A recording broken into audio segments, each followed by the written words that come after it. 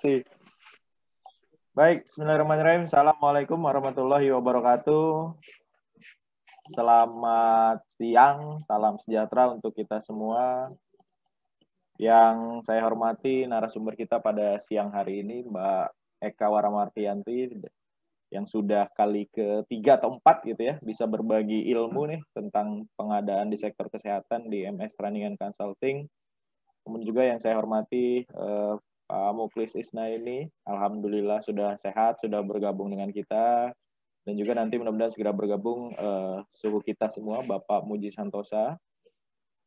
Dan seluruh rekan-rekan peserta kelas khusus Muji Santosa Training and Consulting yang telah berkenan hadir pada siang hari ini untuk mengikuti webinar. Kali ini materinya spesifik tentang pengadaan obat di rumah sakit atau di puskesmas. Materinya sangat menarik, terbukti tadi kita belum mulai saja sudah ada yang bertanya nih mengenai bagaimana proses pengadaan obat di puskesmas.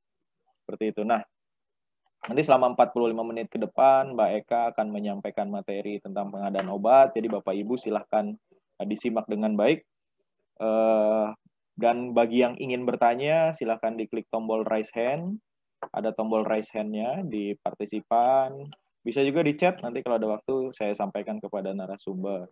Mengenai presensi kehadiran sekaligus untuk mendapatkan sertifikat akan disampaikan setelah narasumber menyampaikan materi. Jadi silahkan disimak dulu materinya, baru nanti kita bagikan link untuk mengisi sertifikat sekaligus daftar hadir. Biasanya ada soal post testnya. Mungkin itu Bapak Ibu yang bisa saya sampaikan terkait tata tertib kita pada siang hari ini. Baik, sebelum kita mulai webinar kita, mari kita berdoa agar kegiatan kita pada siang hari ini diberi kelancaran, apa yang kita sampaikan menjadi ilmu untuk bisa kita sampaikan kembali kepada orang lain, dan semoga saudara-saudara kita yang tertimpa musibah bisa segera berlalu musibahnya dan diberi kekuatan untuk menjalaninya. Berdoa dipersilahkan.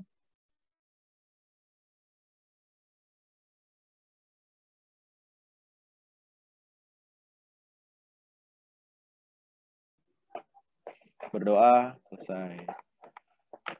Baik. Sudah ada sekitar 200 partisipan nih, Mbak Eka. Jadi memang kalau untuk pengadaan obat ini sudah berkali-kali juga kita bahas, tapi biasanya kasusnya kasuistik nih, Mbak, per daerah. Ada yang karena sumber daya manusianya, ada yang karena akses e-katalognya kemarin sempat turun tayang, seperti itu. Nanti secara detail Mbak Eka akan menyampaikan hal-hal tersebut dalam paparan materinya. Mungkin Bapak Ibu sudah dapatkan, sudah baca-baca. Jadi sekali lagi selamat menerima materi dan boleh langsung resen bagi yang ingin bertanya. Waktu selanjutnya saya serahkan sepenuhnya kepada Mbak Eka Waramartianti. Dipersilakan, Mbak. Baik, Assalamualaikum warahmatullahi wabarakatuh. Terima kasih Mas Rangga, ini moderator handal kita.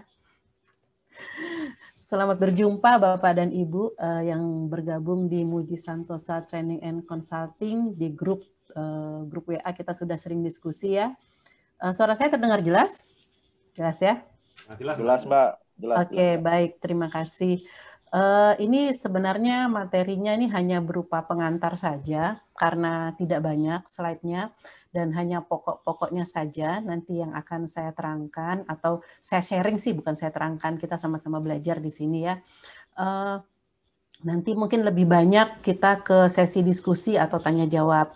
Nah, di sesi diskusi atau tanya jawab nanti mungkin bisa saja bukan hanya saya sendiri yang akan menyampaikan sharingnya atau jawaban dari pertanyaan, tapi silakan Bapak dan Ibu yang punya pengalaman. Kalau pengalaman saya kan memang kebetulan lebih banyak di rumah sakit. Mungkin nanti Mas Rangga yang punya pengalaman lebih banyak di dinas atau Bapak dan Ibu yang lain yang punya pengalaman di puskesmas boleh silahkan untuk sharing pengalamannya. Baik Mas, silahkan itunya apa namanya slide-nya. Aku sendiri ya, mau share ya? Mbak. Ya, Mbak. Ya. Oke, share screen lagi, hilang ya tadi. Mana ya tadi ya? Ini ya kayaknya ya. Sudah kelihatan? On proses, Mbak. Oke. Oke, sudah Mbak, tapi belum full. Belum full. Ini ya? Oke, sudah Mbak. Sudah terlihat. Baik, Bapak dan Ibu, siang ini kita akan membahas mengenai pengadaan obat di rumah sakit atau di puskesmas. Dengan saya, Eka Waramartianti. Di sini Bapak dan Ibu nanti bisa lihat kontak saya. Jadi silahkan kalau mau tanya-tanya. Saya juga tergabung di grupnya MS Training, jadi kita juga bisa diskusi di grup. Nah, untuk pengadaan itu kan kita memang sama-sama tahu terdiri dari beberapa tahapan. Mulai dari tahapan perencanaan, persiapan pengadaan, pemilihan penyedia, pelaksanaan kontrak, sampai nanti kita melakukan evaluasi. Nah, saya coba tampilkan mulai dari perencanaan kebutuhannya.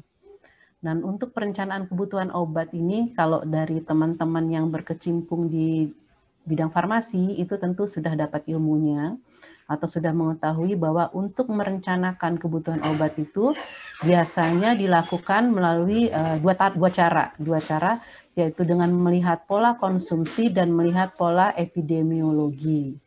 Nah, kalau konsumsi itu kita melihat histori atau data-data pemakaian obat tahun-tahun kemarin, misalnya nanti kita bikin rata-rata, jadi diketahui untuk tahun ini kita butuh berapa. Nah, itu kalau kita melaksanakan perencanaannya berdasarkan pola konsumsi. Sedangkan kalau yang epidemiologi ini kita lihat pola penyakit yang banyak apa, lalu yang pada bulan-bulan tertentu itu penyakit apa yang biasanya tinggi kejadiannya. Nah, itu bisa menjadi dasar pada saat kita melakukan perencanaan kebutuhan. Lalu ada lagi yang bisa dikombinasikan antara yang konsumsi dan epidemiologi berdasarkan anggaran yang tersedia. Nah, ini adalah perencanaan kebutuhan yang kita lakukan untuk 1 tahun anggaran. Tapi memang pasti tidak untuk perencanaan obat ini pasti tidak bisa, kalau dari pengalaman kami itu tidak bisa 100% persis gitu loh. Tidak bisa 100% persis, jadi pasti ada miss-nya. Ada yang terkadang obatnya kurang di pertengahan tahun, atau ada yang malah sampai di akhir tahun masih berlebih. Nah, ini memang permasalahan-permasalahan yang sering terjadi di dalam merencanakan kebutuhan obat. Nah, perencanaan kebutuhan obat yang dilakukan oleh Bapak dan Ibu di fasilitas kesehatan, mulai dari puskesmas misalnya, tadi seperti yang dipertanyakan Bu Putri, itu dari fasilitas kesehatan yang terkecil pun harus melakukan perencanaan kebutuhan. Karena apa? Karena ini nanti ujungnya adalah untuk ke proses e-katalog nasional.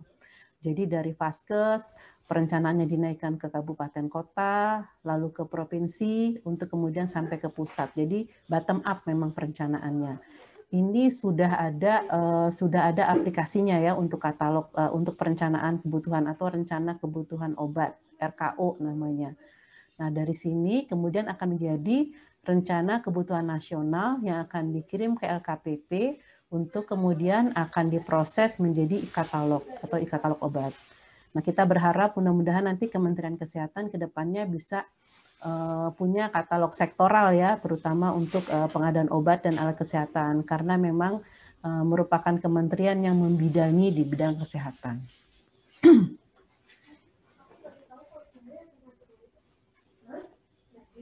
Nah, bagaimana pemaketan pengadaan obatnya? Nah, ini yang sering menjadi permasalahan juga di rumah sakit atau di fasilitas kesehatan yang lainnya. Pada saat kita merencanakan pemaketan itu biasanya kan dilaksanakan sebelum kita membuat rencana umum pengadaan ya, sebelum kita membuat RUP. Nah, apa-apa saja sih yang harus kita perhatikan pada saat kita melaksanakan pemaketan pengadaan? Yang pertama adalah kita harus lihat dulu obat-obat apa saja yang tertera di katalog. Nah, itu bisa kita pisahkan dulu obat-obat apa yang tertera di katalog, kita jadikan satu paket tersendiri. Lalu setelah itu kan akan ketemu mana yang obat katalog, mana obat yang non-katalog. Nah, dari yang non-katalog ini kita bisa melihat lagi obat-obatnya itu tergolong jenis apa? Apakah original, generik, atau mitu. Ini kalau teman-teman farmasi sudah paham nih dengan istilah ini. Namun kalau yang bukan dari farmasi, kalau obat original itu adalah obat yang pertama kali mereknya itu pertama kali dipublish atau di brandnya pertama kali ada gitu. Jadi dari brand yang pertama kali ada itu biasanya mereka adalah yang pertama kali melakukan penelitian untuk obat tersebut sehingga menghasilkan obat dengan brand tertentu. Itu obat original. Lalu kalau obat generik itu adalah obat yang memang tidak dipromosikan. Dia namanya biasanya terdiri dari nama zat berkhasiatnya, misalnya paracetamol gitu ya. Nah, kalau paracetamol itu adalah obat generiknya, maka obat original dari paracetamol itu Panadol seperti itu. Sedangkan obat mitunya ini adalah obat generik sih sebenarnya, tapi generik berlogo yang memang mereka itu ada diiklankan atau dibikin ada mereknya seperti itu. Nah, kalau misalnya tadi generiknya paracetamol, terus originalnya adalah Panadol, nah mitunya tuh kita tahu misalnya Sanmol dan sebagainya, tergantung dari pabrik pembuatnya. Itu kalau dari sisi pemaketan. Oh ya, tadi untuk yang katalog, kita juga harus memperhatikan prinsipal dan distributor obat yang ada di katalognya. Untuk lebih memudahkan pejabat pengadaan atau PPK dalam mengeksekusi katalog, maka lebih baik pemaketannya dipilah-pilah, baik dari sisi prinsipal maupun dari sisi distributornya. Karena ini juga nanti akan menentukan cara pengadaan obat di katalognya, apakah dilakukan oleh PPK atau dilakukan oleh pejabat pengadaan. Nah, setelah melakukan perencanaan pengadaan, maka kita akan melakukan persiapan pengadaan obat. Yang pertama, tentunya PPK di sini harus menetapkan spesifikasi. Kalau untuk e-purchasing atau yang kita kenal melakukan pengadaan melalui katalog LKPP, itu dibolehkan dengan menyebutkan merek. Jadi langsung saja sebutkan mereknya apa yang ada di katalog. Itu tidak jadi masalah lagi itu ya. Sedangkan kalau yang non e-purchasing, itu tentu tidak kita lakukan dengan proses e-purchasing, bisa kita lakukan dengan proses atau metode pengadaan yang lain, misalnya dengan pengadaan langsung, tender, atau penunjukan langsung, maka dalam menetapkan spesifikasinya, PPK hanya menyebutkan zat aktif obatnya. Di sini saya kasih contoh misalnya simvastatin. Nah, ini untuk obat kolesterol nih, simvastatin.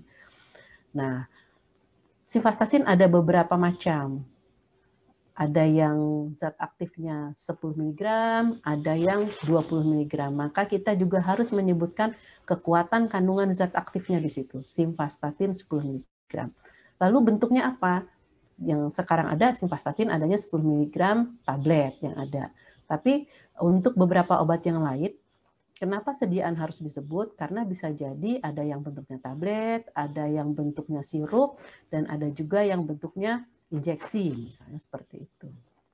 Jadi dalam menetapkan spesifikasi, itulah yang harus diperhatikan oleh PPK. Nah, ini inputannya tentu dari teman-teman farmasi, dari instalasi farmasi. Kalau di rumah sakit, kalau di puskesmas mungkin istilahnya apa ya? Apa instalasi farmasi juga atau unit farmasi atau apa di situ? Nah, bagaimana dengan harga perkiraan sendiri atau HPS-nya? Tentu harus memperhitungkan komponen harganya berapa, biaya pengirimannya berapa, keuntungan dan biaya overhead. Namun untuk obat ini kita perlu melihat pada saat membuat HPS itu data atau informasinya dari lini yang mana atau dari supply chain yang mana? Apakah yang dari pabrikan, artinya supply chain yang awal sekali, atau malah justru sudah dari distributor? Kalau dari distributor, maka harga yang kita terima, biasanya kalau kita bertanya kepada distributor, mereka akan menyerahkan price list, maka tidak perlu diperhitungkan lagi biaya pengiriman, keuntungan, atau overhead di dalam menyusun HPS-nya. Sedangkan kalau untuk metode e-purchasing itu kita tidak diwajibkan menyusun HPS. Jadi PPK tidak perlu menyusun HPS, namun hanya perkiraan anggarannya saja berapa di situ. Nah, selanjutnya adalah rancangan kontrak pengadaan obat. Tadi kita sudah spesifikasi, HPS sudah, lalu sekarang rancangan kontrak. Pada saat membuat rancangan kontrak tentu kita sudah harus menentukan jenis kontraknya apa. Kalau untuk pengadaan obat paling cocok itu adalah kontrak harga satuan. Karena apa? Pengiriman atau pembayarannya bisa bertahap dan dapat disesuaikan dengan kebutuhan. Karena jumlah yang ada di situ nanti yang akan dicantumkan hanya perkiraan jumlah, bisa kurang atau bisa lebih. Ada lagi untuk lebih mengefisienkan sehingga kita tidak terus-menerus melakukan pengadaan, lebih bisa strategis pengadaannya, maka yang kami lakukan saat ini kami untuk pengadaan obat melakukan kontrak payung. Kontrak payungnya bisa 1 tahun atau lebih. Kalau saat ini kami lakukan kontrak payung selama 2 tahun dengan penyedia atau dengan distributor. Jika ingin melakukan kontrak payung, maka kita harus membuat rancangan kontrak payungnya. Rancangan kontrak payungnya bisa dengan rancangan kontrak payung yang lengkap, di mana di situ sudah ada SSUK dan SSKK-nya. Nanti pada saat eksekusinya atau pada saat kita melaksanakan pembeliannya, itu ada namanya kontrak pembelian, atau bisa kalau di kami disebutnya surat pesanan. Nah, itu lebih sederhana bentuknya. Di situ memuat jumlah yang harus dikirim berapa, jangka waktu pengiriman berapa, sehingga bisa dihitung dendanya berapa kalau mereka mengalami keterlambatan. Nah, di dalam kontrak obat itu ada hal-hal yang harus diperhatikan. Pertama adalah tentang masa kadaluarsa. Kita harus mencantumkan dalam rancangan kontraknya masa kadaluarsanya berapa tahun untuk obat itu bisa kita terima. Biasanya itu dicantumkan 2 tahun ya, tapi untuk obat-obat dengan jenis tertentu bisa kurang dari 2 tahun. Lalu bagaimana persyaratan pengirimannya, terutama untuk obat-obat yang termolabil. Dalam hal ini, obat-obat yang harus diantar atau dikirim dengan suhu tertentu.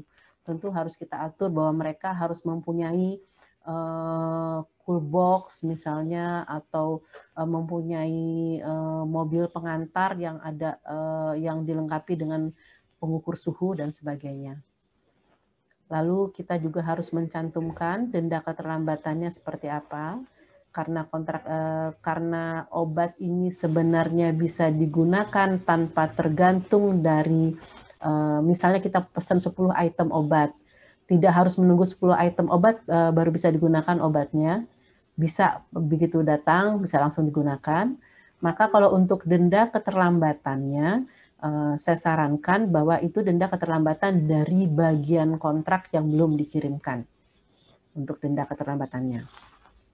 Lalu ada persyaratan tambahan lain, misalnya material safety data sheet, itu untuk bahan-bahan tertentu ya, itu kita bisa persyaratkan bahwa untuk obat-obat tertentu itu harus mencantumkan atau memberikan dokumen MSDS-nya.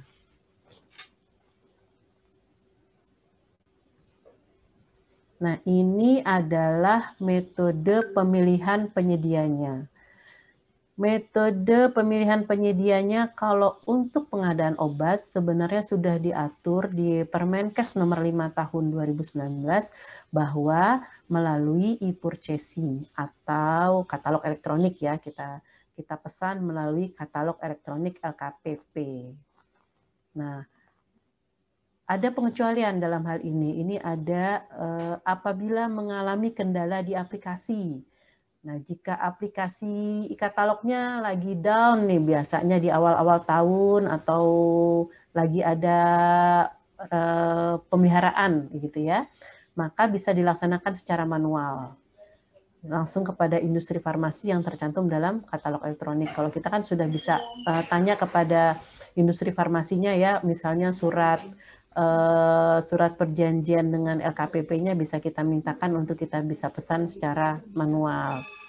Lalu terjadi kegagalan pengadaan dengan katalog elektronik, misalnya penyedianya tidak dapat memenuhi surat pesanan, maka bisa dilaksanakan dengan metode lain sesuai dengan ketentuan peraturan perundang-undangan. Dalam hal ini sesuai Perpres 16. Maka kita bisa melaksanakan pengadaan obatnya dengan metode-metode lain yang ada di Perpres. Metode-metodenya apa aja? Kita lihat berikutnya. Nah, ada pengadaan langsung untuk paket pengadaan yang nilainya kurang dari 200 juta rupiah, sampai dengan 200 juta rupiah. Ini diprioritaskan ke distributor yang sudah mempunyai surat penunjukan dari pabrikan. Pengadaan langsungnya. Diprioritaskan ya. Mungkin untuk teman-teman yang dari daerah itu mungkin tergantung di situ ada distributor mana yang bisa mensuplai obat tersebut gitu ya. Lalu pastikan bahwa obat yang akan disediakan itu berasal dari sumber yang resmi. Itu untuk menghindari terjadinya obat palsu. Sehingga memang sebenarnya sangat penting untuk kita bisa mengetahui rantai supply. Rantai supply-nya mulai dari pabrikan, distributor utamanya, atau subdisnya. Kalau memang di daerah itu pasti biasanya pakai subdisnya. Kalau kami di DKI langsung ke distributor utamanya. Nah, ini kita harus bisa memastikan rantai supply-nya. Tentu teman-teman yang di rumah sakit itu kan kita biasa ada akreditasi. Itu nanti teman-teman akan ditanya bagaimana cara kita memastikan bahwa rantai supply atau obat yang kita terima itu rantai supply-nya bisa ditelusur. Artinya pada saat kita menerima obat tersebut, kita tahu ini perjalanan obatnya dari mana sampai ke mana. Dari mana sampai ke kita gitu ya, dari pabrikan ke distributor, subdistributor, sampai ke rumah sakit, sampai akhirnya nanti didistribusikan kepada pasien. Itu yang paling utama yang harus kita pastikan. Nah, metode pengadaan langsung ini bisa jadi metode yang paling cepat kalau tadi terjadi kegagalan pada saat kita melakukan e-purchasing. Kita beli saja dengan nilai sampai dengan 200 juta agar kita bisa cepat pengadaannya kepada distributor yang mampu melaksanakan atau mampu menyediakan obat tersebut. Selanjutnya ada metode penunjukan langsung. Nah, penunjukan langsung ini keadaan tertentu untuk obat, yaitu misalnya hanya satu pelaku usaha yang mampu, mempunyai hak paten atau tender ulang gagal. Nah, ini untuk hak paten dan sebagainya ini untuk obat original ini cocok. Jadi kalau Bapak dan Ibu di fasilitas kesehatan ingin mengadakan obat original dan Bapak Ibu tahu itu adalah obat original, lakukan dengan metode penunjukan langsung. Karena kalau ditenderkan itu menjadi tidak tepat karena sebenarnya obat original itu pabrikan pasti sudah menunjuk distributor utama yang akan mendistribusikan obat tersebut. Jadi sebenarnya distributornya juga cuma satu yang akan mendistribusikan obat tersebut. Lalu ada lagi obat yang belum mempunyai izin edar namun sangat diperlukan. Nah, ini biasanya ada jalur khusus namanya special exception. SAS ya, obat SAS. Kalau kami di sini nyebutnya obat SAS. Jadi ada memang obat yang belum punya izin edar, tapi karena sangat diperlukan, maka oleh Kementerian Kesehatan kemudian ada kebijakan yang disebut dengan jalur khusus SAS tadi, dan ditunjuk penyedia tertentu yang bisa melakukan impor kepada obat tersebut. Kalau saat ini yang bisa melakukan impornya adalah dari Kimia Farma. Kimia Farma pun dikasih amanat untuk tidak mengambil untung dari pengadaan obat tersebut. Jadi memang hanya mengimpor dengan harga yang dari pabrikan di luar negerinya, kemudian diimpor oleh Kimia Farma, kemudian langsung didistribusikan ke rumah sakit dengan harga yang sama dengan harga mereka impor. Itu ada tata cara khususnya. Ada tata cara khususnya yang diterbitkan oleh BP POM, bagaimana caranya kita bisa melaksanakan atau mengadakan obat dengan obat SAS tadi, dengan yang izin edarnya belum ada tapi sangat diperlukan. Nah, pada saat kita melakukan penunjukan langsung, yang paling penting kita perhatikan adalah kita harus melakukan penunjukan langsung kepada distributor yang sudah mempunyai surat penunjukan dari pabrikan. Itu penting. Karena disitulah kita bisa mempertanggungjawabkan bahwa penyedia yang kita tunjuk itu adalah penyedia yang tepat. Dan bisa bertanggungjawabkan baik dari segi transparansinya, kewajaran harganya, dan sebagainya. Nah, ini saya sedikit sharing tentang pengadaan vaksin COVID-19. Ini memang cuma diambil saja dari Peraturan Presiden nomor 99 tahun 2020. Kemudian agak ada perubahan lagi di Peraturan Presiden nomor 14 tahun 2021. Jadi memang berbeda untuk pengadaan vaksin COVID-19 ini ya. Bahwa ada 3 cara. Ya, yang pertama adalah penugasan kepada BUMN, dilakukan oleh PT Bio Farma dengan anak perusahaannya, itu dilakukan penunjukannya oleh Menteri Kesehatan, penugasannya oleh Menteri Kesehatan. Penunjukan langsung badan usaha penyedia. Nah, penunjukan langsungnya juga ditetapkan oleh Menteri Kesehatan, jenis dan jumlahnya dan kepada siapanya juga ditetapkan oleh Menteri Kesehatan. Lalu ada kerjasama dengan lembaga badan internasional. Nah, ini kepada lembaga badan internasional yang melakukan penawaran. Mereka menawarkan baik dari segi penelitian, produksi, atau penyediaan vaksinnya. Nah, metode selanjutnya yaitu metode pemilihan penyedia dengan tender. Nah, untuk obat saya sharing bahwa yang dari beberapa tahun pengalaman kami yang paling tepat itu adalah kalau kita melaksanakan tendernya adalah tender itemized. Artinya begini, distributor boleh menawarkan tidak harus keseluruhan item yang ada di paket tersebut, tapi bisa hanya paket-paket yang mereka miliki saja izin untuk mendistribusikannya. Jadi misalnya ada 100 item yang kita tenderkan, atau kadang-kadang kami lebih tuh, ada berapa per tahun tuh kami melakukan tender itemized untuk 1 tahun atau bahkan 2 tahun. Nah, itu berapa ratus item. Nah, penyedia atau distributornya boleh menawarkan apa yang mereka miliki saja atau yang mereka bisa distribusikan saja.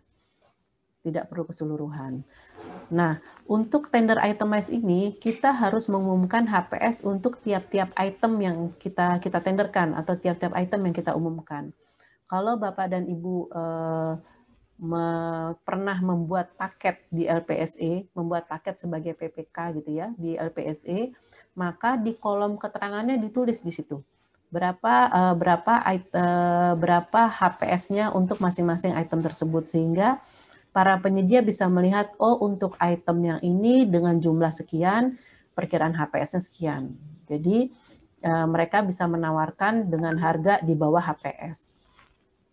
Lalu evaluasinya bagaimana? Evaluasinya memang lebih capek atau lebih rumit karena dilakukan berdasarkan setiap item yang ada. Jadi tiap-tiap item dievaluasi dari kalau untuk administrasinya distributor bisa sekaligus tuh untuk semua item sama aja kan, berarti kan distributornya untuk persyaratan evaluasi administrasinya. Namun sampai di teknisnya nanti apakah obatnya punya izin edar dan sebagainya, nah itu harus dilakukan untuk tiap-tiap item. Sampai nanti ke evaluasi harganya pun di ranking untuk tiap-tiap item. Memang pekerjaan yang cukup rumit, biasanya kami butuh waktunya hampir 2 bulan atau 1,5 bulan lah untuk bisa sampai selesai sampai ke penetapan pemenang. Nah, pemenangnya tentu banyak. Pemenangnya bisa lebih dari 1 penyedia, bahkan banyak banget penyedianya. Bisa 20 penyedia mungkin untuk pemenangnya. Nah, ini ada persyaratan pengadaan obat. Yang pertama tentu obat itu harus punya izin edar, izin edar obat ya, dari yang keluar dari POM. Lalu sebagai penyedianya, distributornya mempunyai surat penunjukan sebagai distributor. Kalau misalnya dia subdis tentu berjenjang, mempunyai surat penunjukan sebagai distributor dari distributor utama. Lalu kalau dia distributor utama, punya surat penunjukan dari pabrikan atau prinsipal. Itu gunanya tadi untuk kita bisa men-trace atau kita bisa melihat rantai supply-nya si obat tersebut. Nah, untuk distributornya saat ini sudah ada yang namanya cara distribusi obat yang baik atau CDOB. Di situ kalau distributor yang sudah punya CDOB, maka kita bisa memastikan bahwa mereka melakukan penyimpanannya di gudangnya mereka itu sudah terstandar atau sudah dengan suhu yang benar, dengan cara apa namanya peletakan yang benar sehingga tidak terjadi pencampuran obat yang bisa mengakibatkan kesalahan obat pada saat distribusi dan sebagainya. Karena memang kalau untuk rumah sakit, puskesmas mungkin ya kalau pas akreditasi itu pasti nanti akan dilihat apakah kita pernah melakukan kunjungan ke distributor untuk memastikan bahwa distributor itu tempat penyimpanannya sudah baik, cara penyimpanan juga sudah baik. Nah, ini adalah kalau tadi kita sudah melakukan pemilihan penyedia, tadi kontraknya sudah dibahas sedikit ya di depan, karena yang namanya kontrak, apabila sudah ada penyedia yang dipilih atau ditetapkan sebagai pemenang, kemudian akan berkontrak, maka PPK harus memfinalisasi kontrak yang sama dengan yang ada di rancangan kontrak. Ketentuan-ketentuannya, persyaratan-persyaratannya harus sama dengan yang ada di rancangan kontrak. Sehingga finalisasi kontrak itu hanya tinggal mengisi misalnya data-data penyedia dan hal-hal lain yang memang tidak bisa kita tentukan sebelum didapatkan pemenangnya.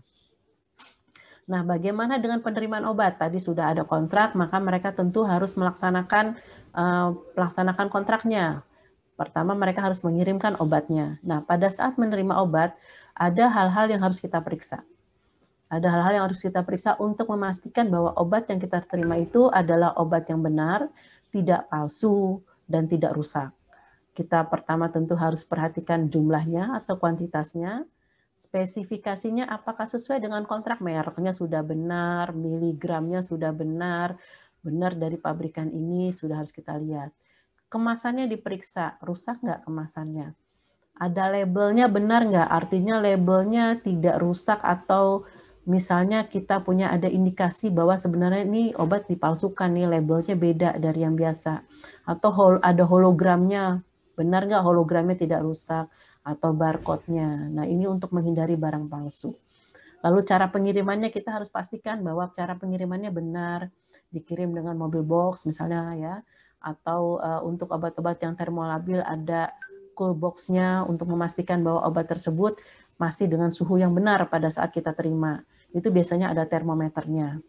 Lalu masa kadaluarsanya harus kita pastikan juga apakah obat ini masih bisa kita terima. Artinya sesuai dengan kontrak, misalnya masa kadaluarsa yang kita terima adalah 2 tahun dari kita terima, maka itu bisa kita perhatikan di situ.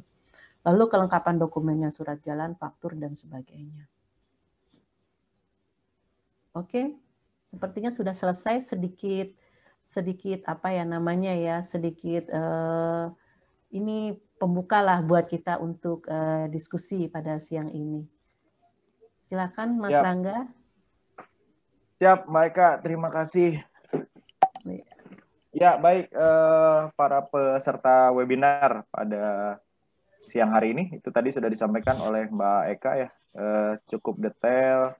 Jadi sebenarnya pengadaan obat ini prosesnya ada beragam cara, gitu. Tinggal pada kondisi mana kita akan mengadakan. Nah, silakan bagi yang ingin bertanya untuk klik tombol raise hand-nya. Saya persilakan bertanya. Kalau belum nanti ada beberapa pertanyaan nih Mbak di chat. Oh iya. Oke, yang pertama ya. Ada dari ini saya sudah rangkum dari Pak Herianto. Jam 2.25 tadi. Nah, masih ada Pak Herianto. Kalau mau bertanya langsung. Pak Herianto, coba saya cari dulu pertanyaannya. Bentar. Pak Herianto mau bertanya langsung.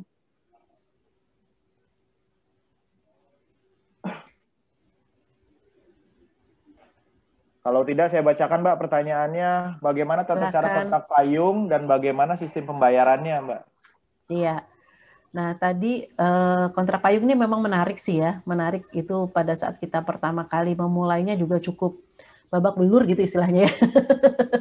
Pertama kali memulainya karena ini memang diawali nih kalau saya sedikit flashback cerita, diawali dengan kesulitan kita untuk bisa menentukan dengan pasti berapa jumlah obat yang akan kita beli. Itu pertama. Lalu yang kedua, mengantisipasi apabila misalnya terjadi lonjakan. Misalnya ada wabah, misalnya ada wabah demam berdarah, butuh cairan banyak. Nah, tiba-tiba terjadi lonjakan. Nah, ini juga kita sulit sekali mengantisipasinya kalau misalnya kita beli putus gitu istilahnya. Misalnya kita sudah tetapkan jumlahnya sekian. Nah, itu juga menjadi pertimbangan kenapa kita melakukan kontrak payung. Yang ketiganya ya memang efisiensi waktu. Jadi kita tidak bolak-balik melaksanakan pengadaannya. Yang keempat adalah sebagai backup kalau terjadi permasalahan pada katalog.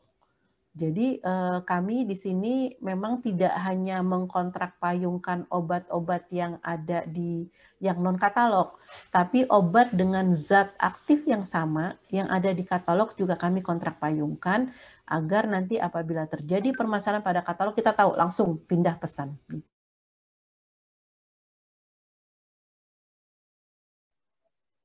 Halo.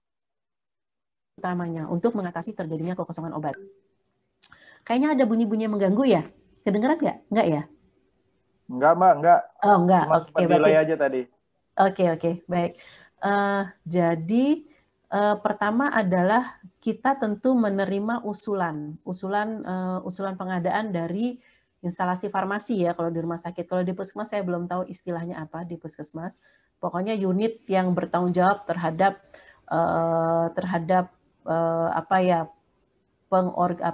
pengelolaan obat-obatan. Nah, itu. Oh iya tuh ada yang bilang bunyi WA masuk, Bu. Nah, sebentar. Kayaknya agak mengganggu juga sih. Kedengaran nggak sih? Sebentar. Saya ituin dulu aja WA-nya. Saya matikan dulu aja. Kok nggak bisa? Nanti deh. Nanti aja deh. Nggak apa-apa kan? Nggak terlalu ya? Nggak terlalu mengganggu ya? Nggak, ya.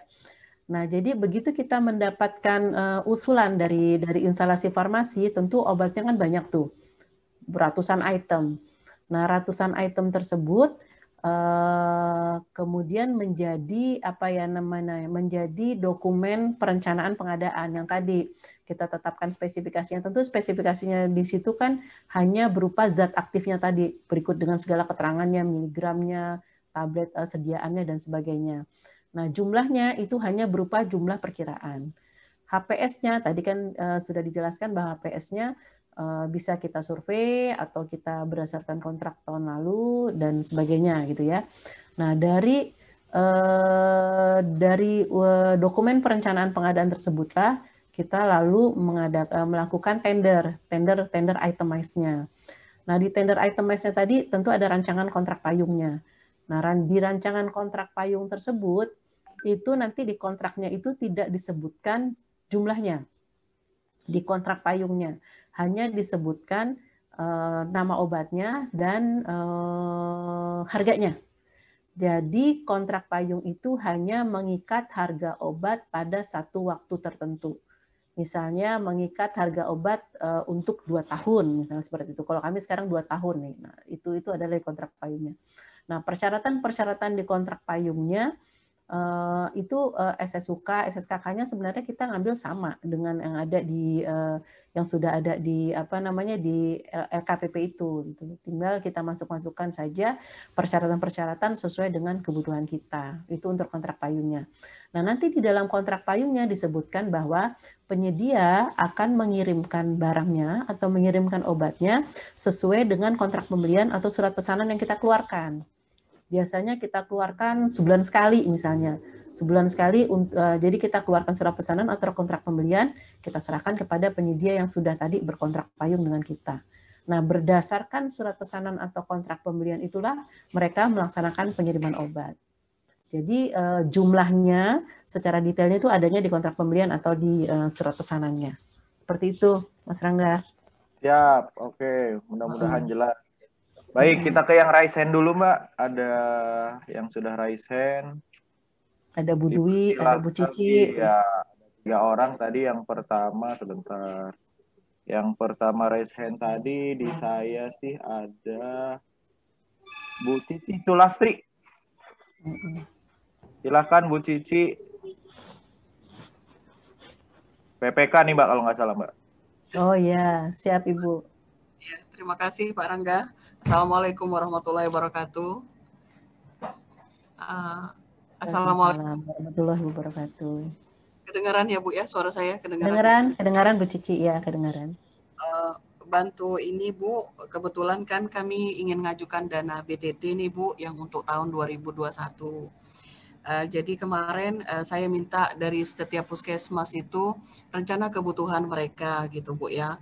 Cuman setiap rencana itu kadang-kadang tidak sesuai dengan yang kita perkirakan, melebihi dari apa yang kita bayangkan gitu ya Bu.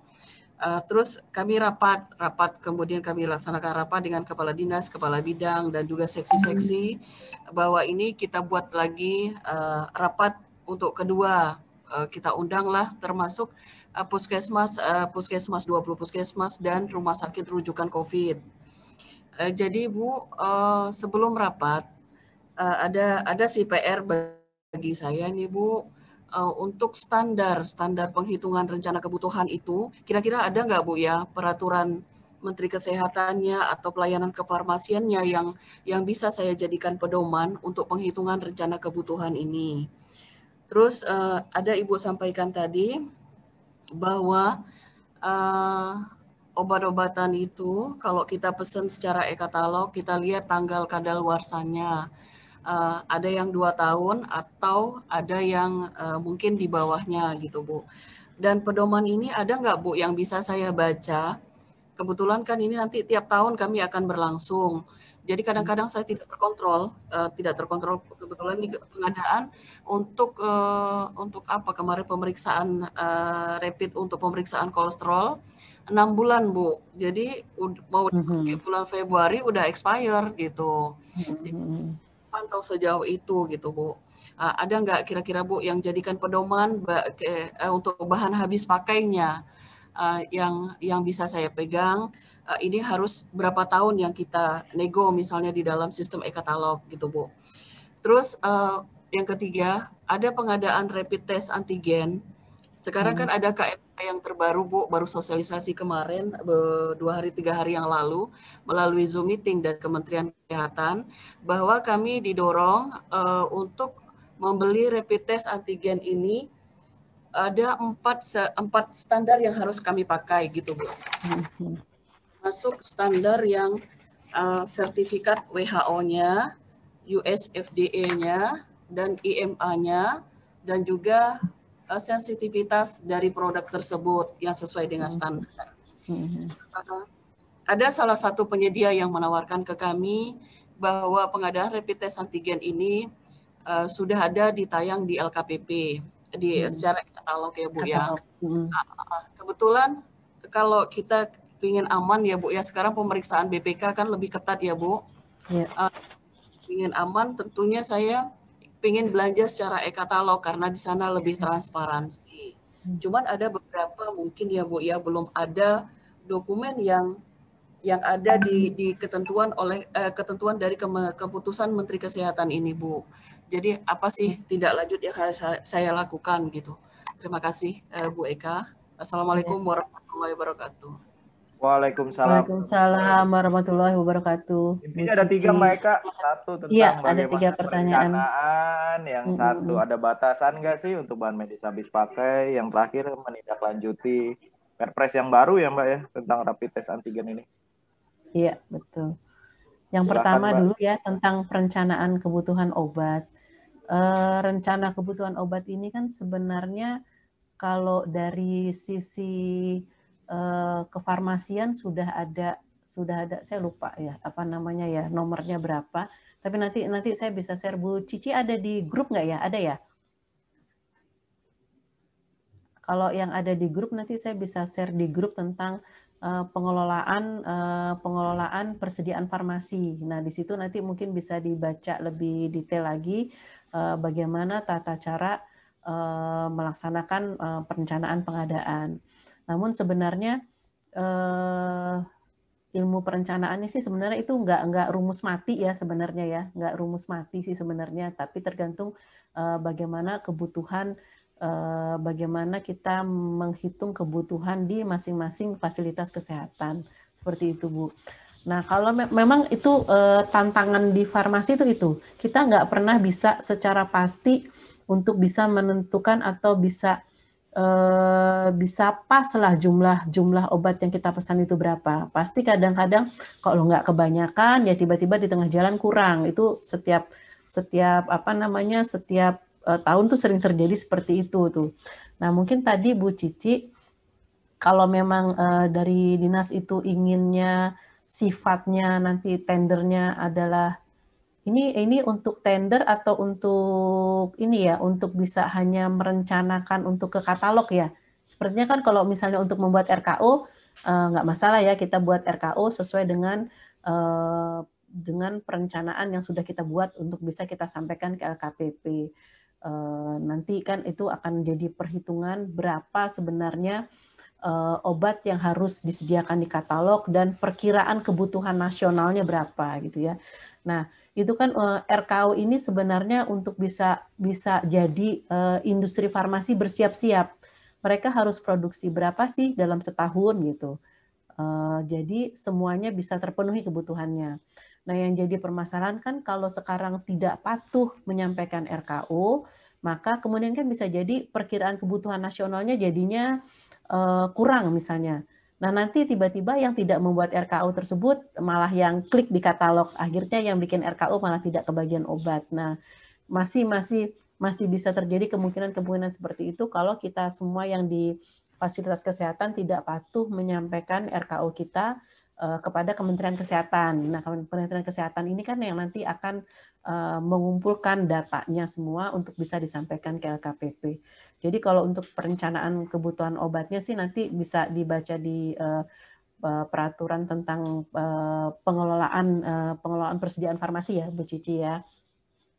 Nah tadi terus yang keduanya tadi tentang yang terakhir kan rapid antigen ya tadi ya. Yang kedua tentang antigen. ini Mbak, ada aturan nggak sih untuk batasan masa kadaluarsa BMHP yang bisa dibeli? Iya. Kalau aturan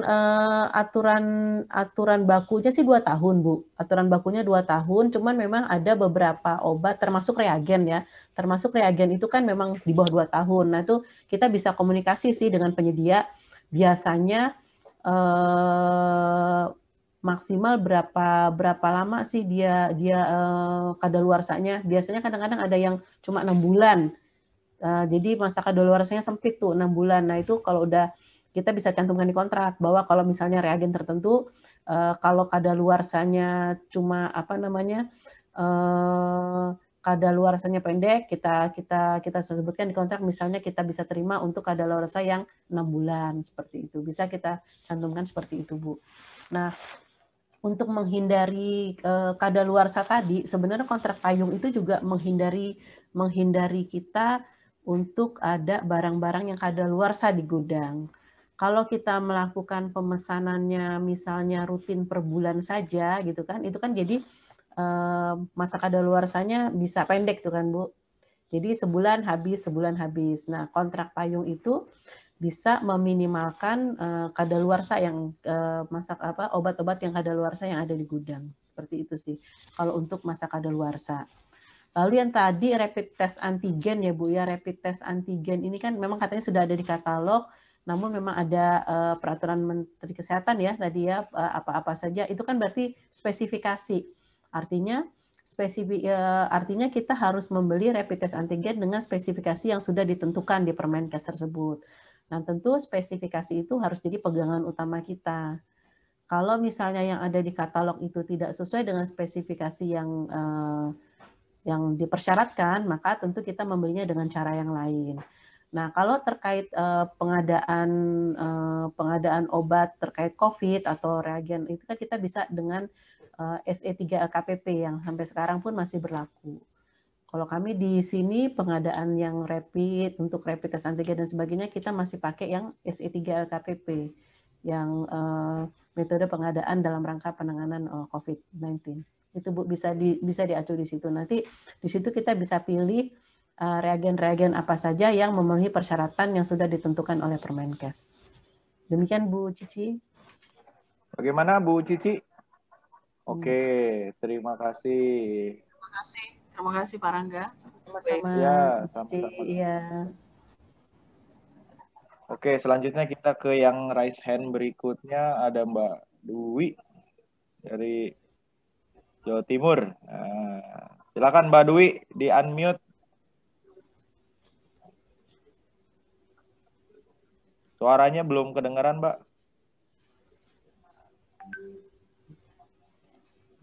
Belum, Mbak.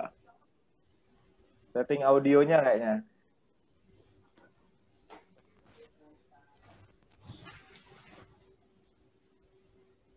Di unmute lagi, Mbak. Nah, ya, sudah oke, tuh. silakan, Mbak. Halo? Nah, sudah. Tes? Ya, Ya. sudah kedengeran. Silakan Mbak Dwi.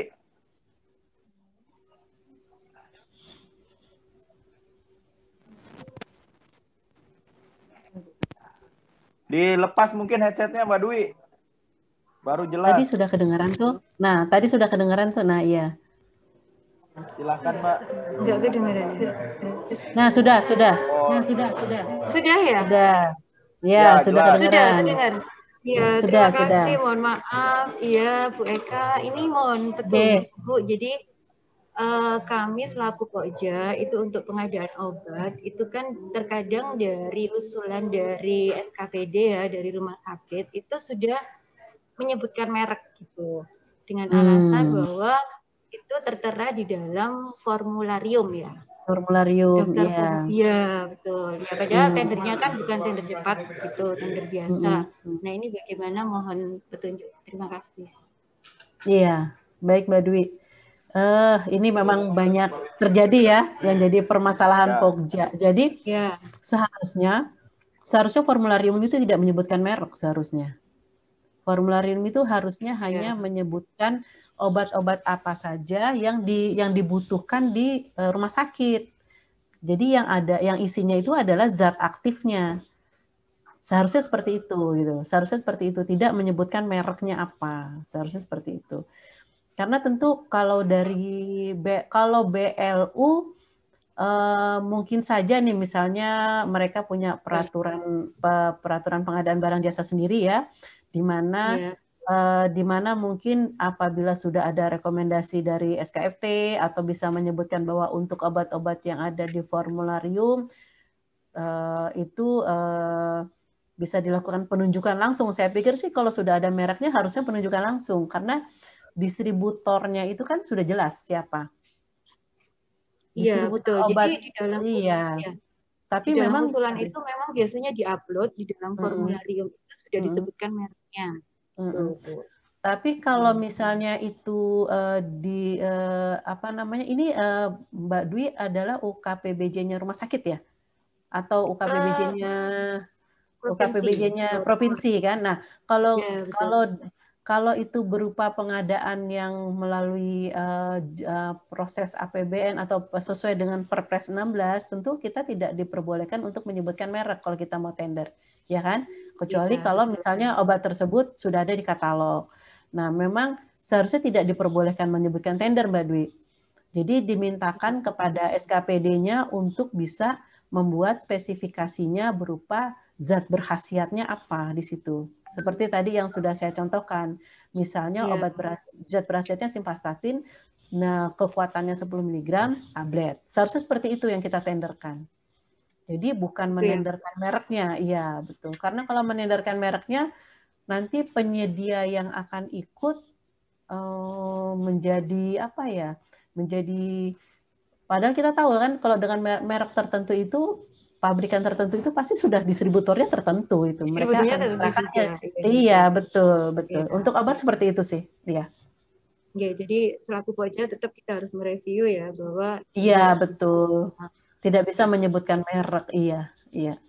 Jadi kalau misalnya mereka BLU ya diproses di BLU-nya saja. Iya, betul. Diproses di BLU-nya saja, iya. Terima kasih. Sama-sama. Salam. Sama Mbak Dwi. Terima kasih atas pertanyaannya.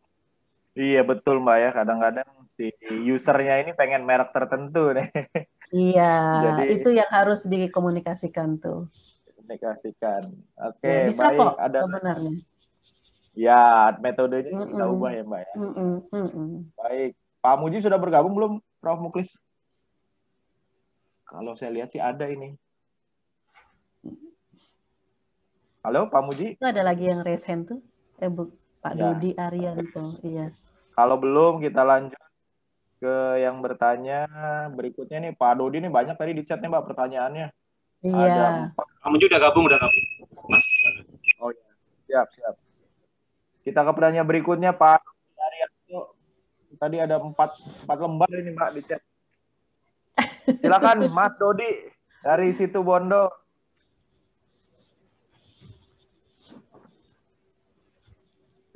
Pak Dodi ada? Mana Pak Dodinya? Jadi yang beliau tanyakan ini di chat, Mbak, dari Pak Dodi ini cara pengadaan obat yang benar bila kondisi obat yang kata. Pak Dodi sudah bergabung tuh, Mas Rangga. Oke, Mas Dodi silakan. Mas Dodi, ini headsetnya baru, harusnya lancar hari ini. Ada Mas Dodi? Pertanyaan ini, Mbak, pertama, bagaimana cara pengadaan obat yang benar bila kondisi obat di e-katalog kosong? Bila pengadaannya offline, harga obat sama dengan e-katalog atau di atas harga e-katalog? Itu satu. Sama dengan katalog. Sama Pokoknya dengan kalau katalog offline ya, Pak? harus sama dengan katalog, iya. Jangan mau aja. Kalau disuruh naikin. Dan sebenarnya kalau di Permenkes 5 harus ada surat dari distributornya, Mbak, ya? Iya, betul. Jadi tidak cari jalan keluar sendiri nih. Yang kedua, yang kedua pada pelaksanaan tender cepat, Mbak. Tender cepat bagaimana untuk menghindari penyedia memberi penawaran obat palsu. Nah, karena tidak melakukan evaluasi teknis. Nah, ini dari Pak Dodi juga nih, Mbak. Jujur, kalau saya tidak merekomendasikan pengadaan obat melalui tender cepat. Ya. Kalau kami sih tidak merekomendasikan pengadaan obat melalui tender cepat. Karena apa? Itu kan karena dimungkinkan menyebutkan merek tadi kan?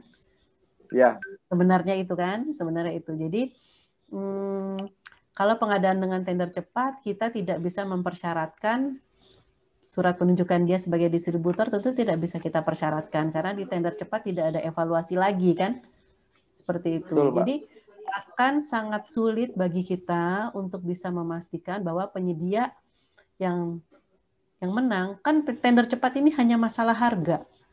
Kita harus menetapkan penyedia dengan harga terendah. Itu kami kemarin di audit BPK, nggak bisa tender cepat itu kita masih evaluasi lagi, nanti penyedia dengan urutan kesekian yang menang itu sudah tidak bisa. Jadi, saya tidak merekomendasikan pengadaan obat dengan tender cepat. Seperti itu sih. Oke. Kalaupun dia perlu merek dan cuma satu, bisa penunjukan langsung ya, Mbak ya? Tadi sudah Iya, kenapa tidak penunjukan langsung saja dengan segala justifikasinya yang bisa dipertanggungjawabkan. Seperti itu. Betul. Oke, Pak Dodi udah bisa bergabung belum? Satu lagi nih, Mbak, dari Pak Dodi nih.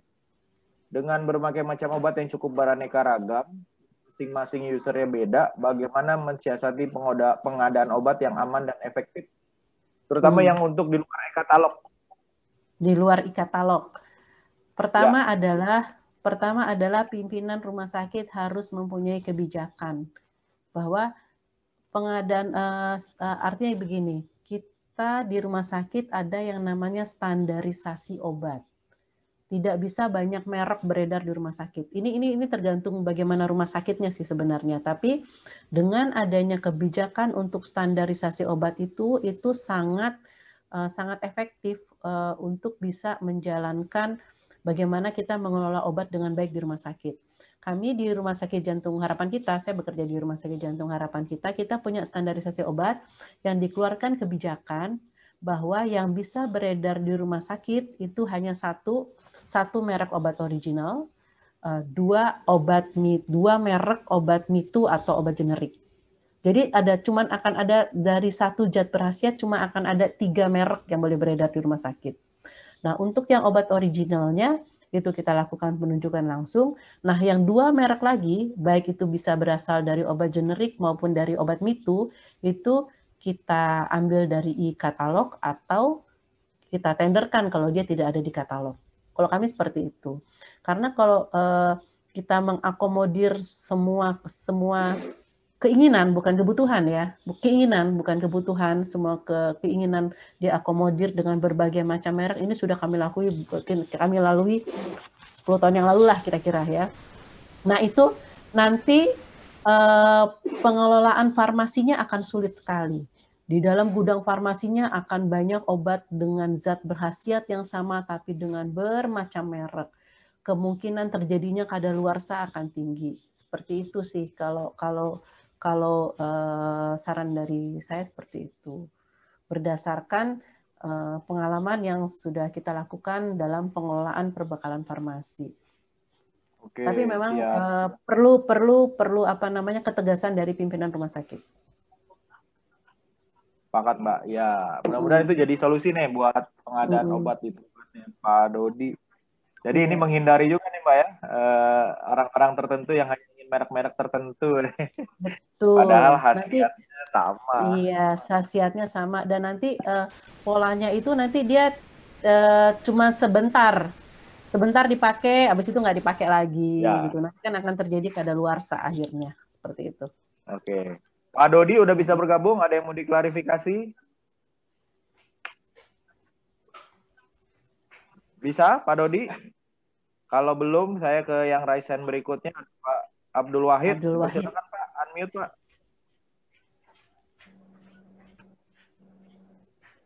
Assalamualaikum warahmatullahi wabarakatuh. Selamat sore. Waalaikumsalam warahmatullahi wabarakatuh. Saya ini dari Sulawesi Tengah, jadi Kabupaten Donggala. Kebetulan BJ itu, tapi banyak teman. Kebetulan saya juga latar belakang farmasi.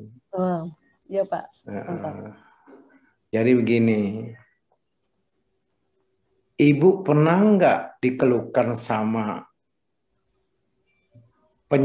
bukan penyedia, pengguna tentang obat yang dibutuhkan sudah terjadi e-katalog, tapi diputuskan pada saat akhir bulan, akhir tahun. Karena di Nusantara ini, Sabang saya Merauke, tidak bisa memuaskan kalau kita di daerah terpencil, Bu ya. Nah, apakah Ibu pernah kumpul-kumpul dengan penyedia PBF atau segala yang di wilayah Indonesia Timur? Itu saya wilayah Timur. Karena banyak kendala begitu Bu di sini. Dipesan, nggak ada jawaban, ditelepon, nggak SMS, nggak di WA, nggak dijawab. Kalau katanya obatnya masih ready terakhir, pas akhir nggak ada. Ya. Itu penyakitnya itu distributor. Dia tidak mau lepaskan itu barang karena terjadi kontrak. Setelah terjadi kontrak dia nggak jawab di katalog. Jadi gini terjadi, akhirnya jawab, akhirnya kita tunggu. Oke, kontrak. Pas kontrak ditunggu. Dia bilang stok belum ready. Gimana ini kita bikin solusinya untuk bikin kontraknya itu saja supaya menjerat dia dengan denda rupiah gitu aja. Sampai dia tidak bisa membuat, kan biasanya dia sepihak dan menolak sepihak Bu. Jadi saya nggak bisa siapkan barang, putuskan kontrak aja. Banyak kendalanya Bu kalau di daerah-daerah terpencil. Iya gitu. betul Pak. Jangankan di Bapak. Makanya Ibu bikin solusi lah. Bikin kontrak yang bagus gimana kita ganti serbu. Saya kebetulan ikut yang gratis yang mega ini di grupnya Mbak Muji, Mbak Muji saya ikut. Coba bikinkan contoh kontrak yang bagus ya katalog yang bisa menjerat distributor kalau dia nggak bisa atau di blacklist atau apa segalanya. Karena terus terang saja mentang-mentang mereka e-katalognya ada karena dia ketakutan untuk kita lari ke produk lain, kan vitamin banyak ceritanya, kan begitu misalnya. Vitamin banyak, antibiotik banyak. Takutnya dia makanya minta tolong Bu, gimana caranya supaya mereka itu jujur. Distributor itu ada stoknya tidak, kalau nggak ada ya bilang aja nggak ada, tolak katalognya. Kita bisa catat. Karena itu kebiasaannya begitu, sudah ada, aduh kasihan PPK-nya Bu. Betul Pak. Kebetulan temanku PPK di Dinas Kesehatan. Iya. Coba Ibu kasih solusi lah, gimana kontrak yang bagus, katalognya gimana supaya menjerat para distributor, Bu.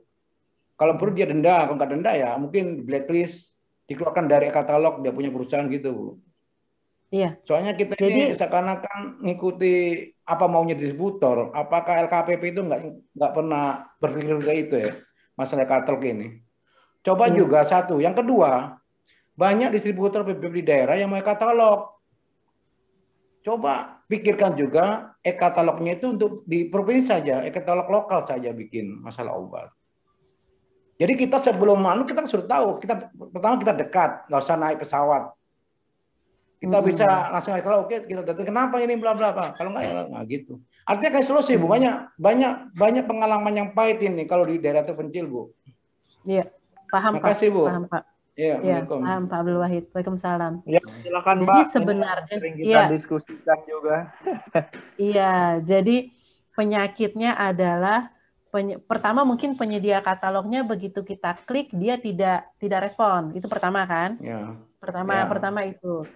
Kalau di kami yang pernah kami lakukan, pada saat kami klik kami batasi. Kalau dalam waktu misalnya 3 hari mereka tidak respon, artinya kita batalkan pemesanan katalognya. Artinya kita tidak jadi pesanan katalog, kita akan pakai metode yang lain. Itu yang pertama pada saat kita pemesanan. Lalu yang nanti kita screenshot tuh Pak di situ. Ini udah 3 hari bisa kita lihat bahwa mereka tidak merespon pesanan kita. Nanti kita bisa screenshot. Jadi kalau ada pemeriksaan, kita bisa ada datanya. Oh ya, ini mereka tidak merespon, sehingga kita akan pilih metode yang lain atau pilih obat yang lain. Seperti itu. Lalu yang kedua, sudah diklik, sudah ada surat pesanannya, tapi kemudian nggak ngirim-ngirim, begitu kan Pak Abdul Wahid ya, penyakitnya seperti itu ya, bahkan sudah di dekat-dekat hari, sudah di penghujung baru mereka tidak bisa mengirimkan. Nah ini kan masuk jadi salah satu pengendalian kontrak sebenarnya. Pada saat kita berkontrak sebenarnya kita tahu bahwa kapan sih obat tersebut sebenarnya dibutuhkan. Misalnya kita berkontrak di bulan Februari, kita sebenarnya udah butuh obat di bulan Maret kan. Sebenarnya pelayanan itu kan jalan terus. Kalau di Maret dia tidak bisa kirim, kita alihkan Pak. Kalau kami seperti itu, kita tidak akan menunggu sampai mereka tidak bisa mengirim sampai di akhir kontrak. Karena kita tahu misalnya kita kontrak selama 6 bulan nih, misalnya kebutuhan selama 6 bulan. Dalam kebutuhan 6 bulan itu kebutuhan kita dalam jangka waktu 6 bulan kontrak tersebut kan kita tahu sebenarnya kita butuhnya di bulan-bulan apa saja. Kita minta mereka pengiriman bertahap kan, biasanya seperti itu kan. Pengiriman bertahap misalnya di bulan kedua kontrak misalnya sudah harus mengirim. Tapi mereka tidak mengirim. Nah, itu kan kita bisa kasih surat peringatan. Namun karena ini adalah pelayanan, tentu harus ada solusinya atau jalan keluarnya. Tidak mungkin kita tidak menyediakan obat karena ini adalah kebutuhan pelayanan. Sehingga kita pasti akan melaksanakan dengan metode yang lain.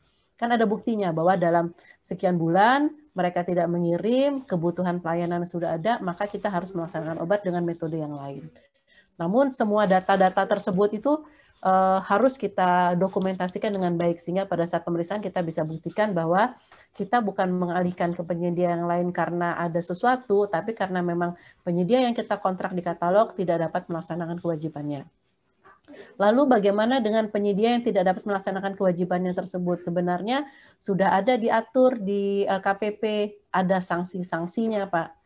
Saya kebetulan tidak saya masukkan dalam slide yang ini, ada di slide tentang e-purchasing, bahwa ada sanksinya ya. Mas Rangga mungkin masih ingat nggak sanksinya apa saja tuh? Ada yang 6 bulan turun tayang, ada yang 1 tahun turun tayang. Jadi buat kita sebagai pengguna katalognya bisa disampaikan ke LKPP bahwa untuk penyedia-penyedia yang ini mereka tidak komit dengan perjanjian yang sudah kita lakukan via pengadaan e-purchasing. Seperti itu sih Pak Abdul Wahid. Kalau dari saya seperti itu. Mungkin ada yang mau ditambahkan Mas Rangga atau yang lain? Gimana Pak Abdul Wahid? Itu tadi berlapis tuh Pak. Ininya kasih masukan dulu gini. Ini praktek gini, langsung prakteknya ya. Jadi bukan teori. Jadi gini. Iya. Pada saat kita klik obat yang kita nggak tahu daerah di mana, Indonesia Timur, BBF-nya yang ada. Padahal sebenarnya kalau saya lihat lokasi untuk di Sulteng sendiri, itu ada PBF yang siap. Cuma nggak katalog. Iya, nggak ikut katalog gitu. Ini loh Mbak, maksudnya, Mbak Eka. Saya minta tolong. LKPP yang bagian katalog itu turun daerah lah. Oh, ya. Iya enggak, ini bahkan di LKP juga, maksudnya kasih masukan. Bukan Pak, saya bukan orang LKPP. Tidak, gimana Pak Muji? Mungkin Pak Muji bisa kasih tahu orang LKPP lah. Jadi gini, saya punya pemikiran, e-katalog tetap jalan, tetapi lokal, PBB lokal. PBB lokal gitu. Pak Wahid, di katalog itu kan memang ada ada prinsipal, ada distributor ya. Ada memang kalau nggak salah distributornya, saya kurang paham yang kalau di daerah-daerah, distributornya kan masing-masing daerah bisa berbeda-beda tuh kan? Iya, betul. Nah, mungkin kalau yang Bapak usulkan bisa saja bersurat gitu ya ke LKPP bahwa untuk yang daerah Donggala itu bisa ditunjuk distributor terdekat misalnya. Iya, gini. Masalah katalog ini, pernah saya diundang di Sidoarjo. Di Sidoarjo katalog lokal, tapi bukan obat. Batu merah, kain, di Sidoarjo waktu itu. Saya diundang waktu itu, Bu, sama orang UKBJ-nya di Sidoarjo. Iya. Dia bikin katalog lokal. Tapi saya tanya, kenapa nggak ada obat? Kan gitu. Cuma dia bilang, nggak tahu apa jawabannya. Ya, nanti kita pelan-pelan ke situ. Nah, obat ini kan nggak bisa pelan-pelan. Langsung dipakai. Gini, maksudnya gini. Saya gini, maunya sih. Pertama, pengiriman cepat. Barang ready. Karena ini obat ini nggak bisa lama, expired dan lain sebagainya. Nanti nggak buffer stok boleh 20% lah, boleh, nggak masalah. Tapi kan kebutuhannya kita kan sebenarnya maunya saya ini orang-orang PBF yang e-katalog itu dia tahu bahwa kamu itu kita kan bayar, Bu. Bayar kan, ada uangnya. Tapi seakan-akan saya di sini ada lihat mafia di sini. Pemafian. Jadi bukan mafian, kamu daerah ini, kamu daerah ini, kamu daerah ini, ada pembagian wilayah-wilayah gitu loh kayaknya. Iya. Kalau ini banyak rumah sakitnya ini. Makanya Bu, saya minta tolong kalau di sini ada orang LKPP, orang daerah ini PBF daerah itu mau masuk e-katalog, mau sebenarnya, mau masuk e-katalog itu mau dia. Dia mau cover daerahnya sendiri. Cuma selama ini kan kebetulan saya ke UKBPJ, kebetulan nggak pernah kita diundang untuk dia datang terus semua daerah mana gitu, nggak ada Bu, nggak pernah ada. Justru katanya PBF itu mendaftar sendiri ke Jakarta, kan repot tuh. Kita ini sebenarnya kan.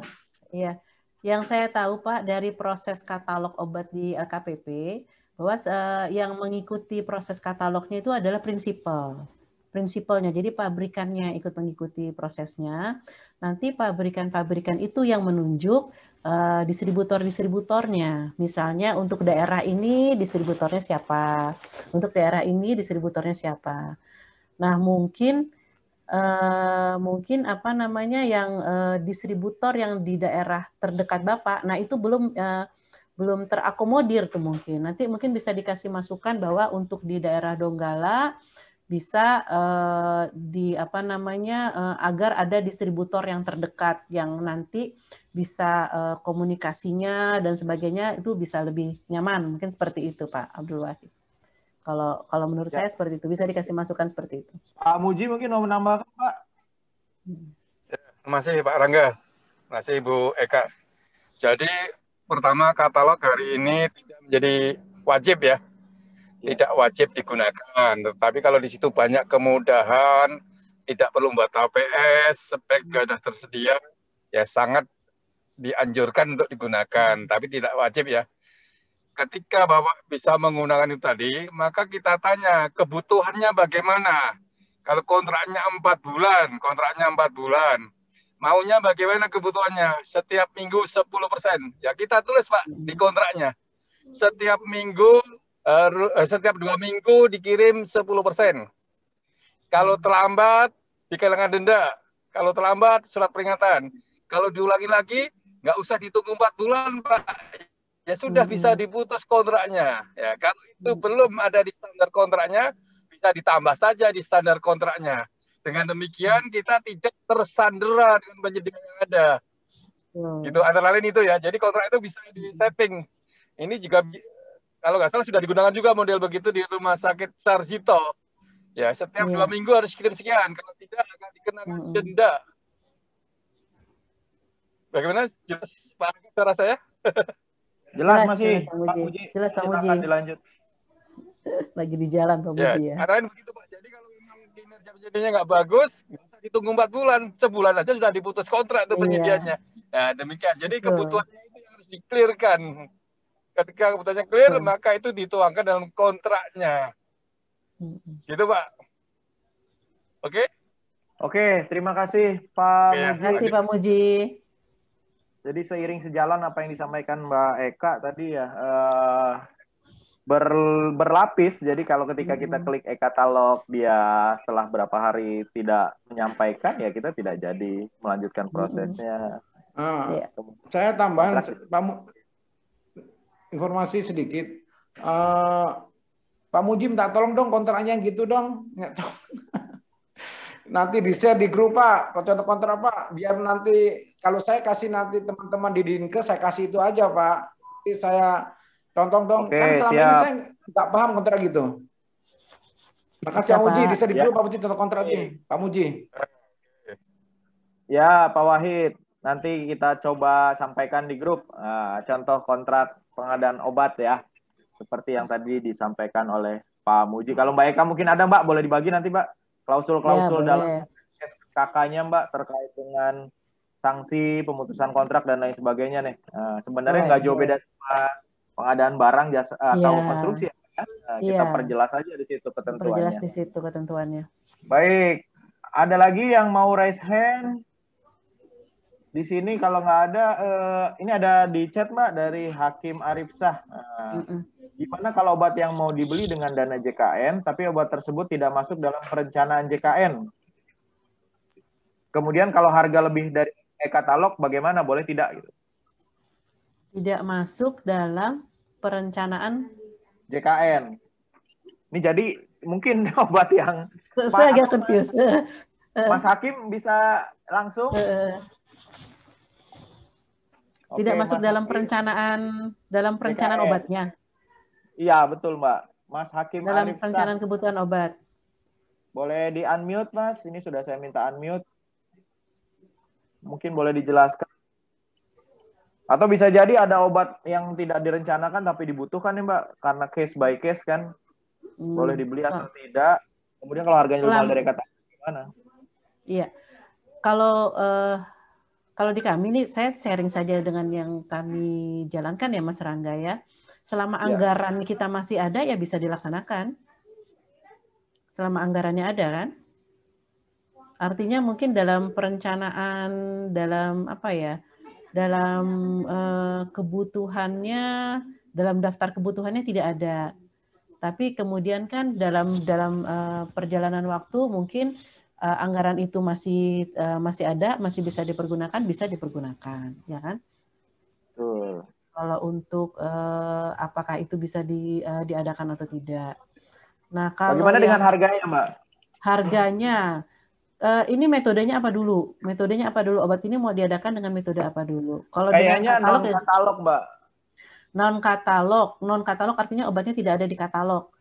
Berarti kan tidak ada acuannya dia lebih mahal dari katalog atau tidak itu. Atau mungkin kasus yang tadi Mbak Eka cerita ya. Jadi dia lewat e-katalog tapi tidak ada respon. Tidak ada respon, kemudian beralih kepada penyedia yang lain. Itu nggak masalah sih. Tentu tidak akan ada lebih tinggi gimana? Iya, gitu, lebih tinggi ya.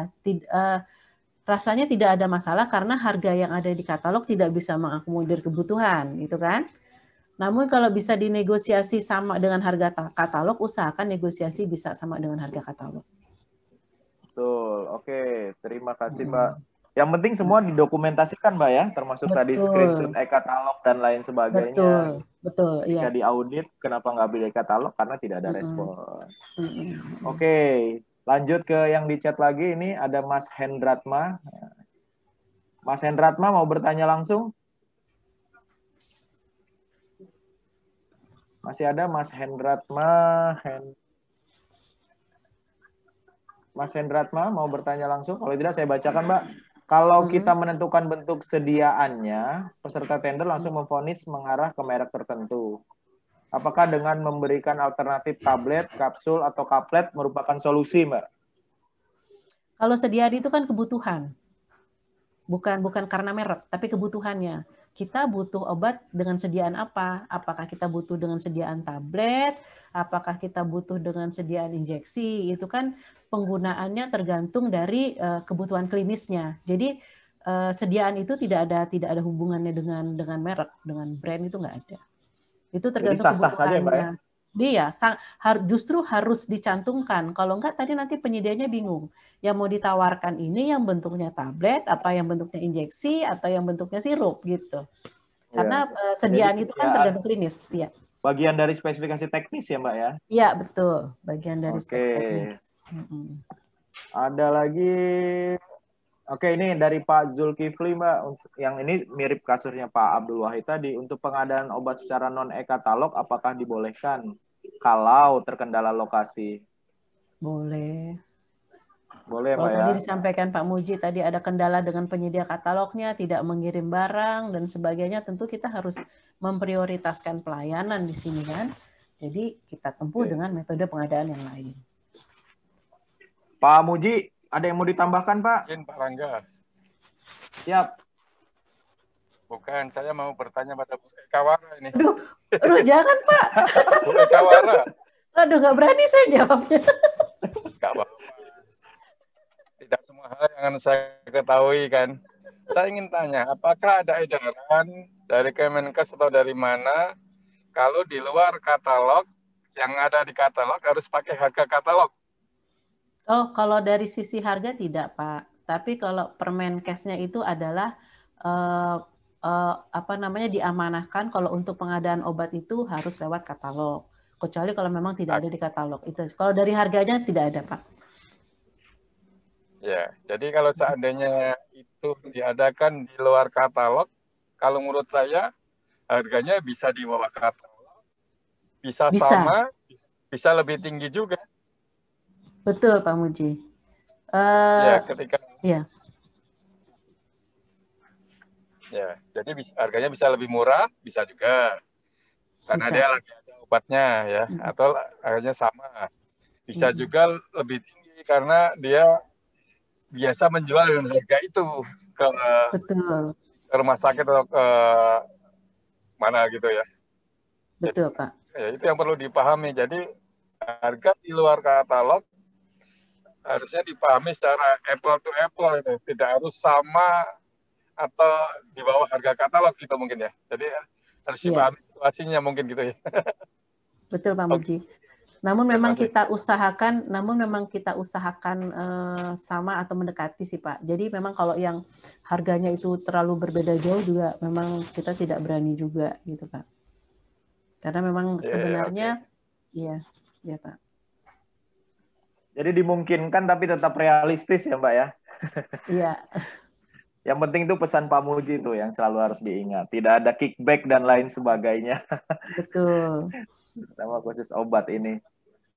Baik, satu lagi ini Mbak di chat. Oke, dari Pak Afrizul nih Mbak. Apakah dapat dilakukan penunjukan langsung kepada produsen atau rantai pasok paling pendek? Atau kalau dia ke distributor tingkat 1, penerima pasokan pertama dari pabrikan, bagaimana justifikasinya nih Mbak? Pilihannya kalau ke produsen bagaimana? Apakah bisa? Kalau ke distributor tingkat 1 bagaimana nih? Gitu. Silakan Mbak. Ya, kalau ke produsen itu memang dari sisi regulasinya produsen tidak bisa langsung menjadi distributor obat. Itu ada regulasinya bahwa kalau untuk obat itu untuk pendistribusiannya harus melalui pedagang besar farmasi, harus melalui PBF. Jadi sebagai pabrikan atau sebagai prinsipal tidak bisa langsung melakukan distribusi obat. Nah, namun dari sisi harga itu memang yang memberikan harga itu adalah dari pabrikan atau prinsipal ke distributor. Seperti itu sih. Jadi rantai pasoknya kan dari pabrikan, lalu ke distributor utama. Nah, distributor utamanya ini kita tahu bahwa dia sebagai distributor utama apabila dia mempunyai surat penunjukan sebagai distributor dari pabrikan. Ada tuh surat penunjukannya, itu dari pabrikan langsung, bahwa dia adalah distributor yang mendistribusikan obat dengan merek tersebut, dengan merek tertentu. Seperti itu, Mas Rangga. Oke, siap. Jadi tidak dimungkinkan ya Mbak ya, langsung ke produsen ya? Tidak dimungkinkan. Kalau LKPP katalog itu memang kontraknya dengan pabrikan, tapi yang mendistribusikannya tetap PBL. Baik, siap. Satu lagi ini Mbak dari chat dari Bu Teti nih. Ini seru nih Mbak. Setelah berkontrak, penyedia mengganti bagian obat dengan kandungan yang sama, padahal harga obat dengan kandungan sama beda pabrikan, beda harga. Bagaimana menyikapinya, Mbak? Itu artinya begini, pada saat penyedia itu melakukan penawaran, itu kan pasti mereka ada mereknya apa yang ditawarkan kan? Ya. Nah, ya. Itu kemudian kan akan tertera pada kontrak, mereknya apa? Ya. Setelah jadi kontrak, merek itu kan yang jadi spesifikasi. Kalau untuk pengadaan obat, setelah jadi kontrak. Nah, tentu pada saat dia mengirimkan obat dengan merek yang berbeda, artinya spesifikasinya beda. Jadi tidak bisa kita terima tuh. Misalnya kita tadinya berkontraknya apa ya, Sunmol gitu ya, misalnya gitu ya, Sunmol mereknya inilah dari pabrikan tertentu gitu. Lalu kemudian nanti dikirim sama penyedianya Farmadol, walaupun sama-sama isinya paracetamol tuh isinya. Nggak bisa kita terima, karena tentu beda pabrikan, bisa saja mereka berbeda harga, seperti itu. Siap, oke. Jadi begitu Bu Teti. Nah, Pak Muji ada yang mau ditambahkan? Pak, kebetulan waktunya juga sudah 90 menit, Pak.